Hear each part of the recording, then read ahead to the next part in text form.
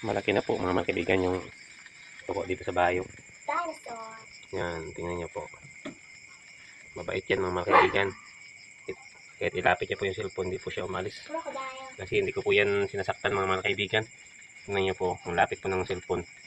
Pero hindi po siya umalis. Binibigyan ko po kasi ng pagkain yan mga kaibigan. Tingnan niyo, tingnan niyo po. Siyang lumalapit sa pagkain.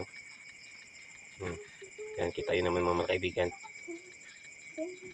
Gusto siya, papunta siya po sa pagkain.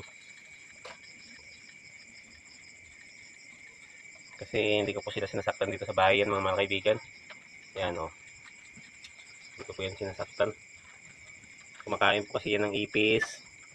Lahat po ng mga insekto po dito na umakyat sa taas. Kumakain yun mga kaibigan. Kaya hindi ko po yan sinasaktan sila. Marami na po yan sila dito mga kaibigan.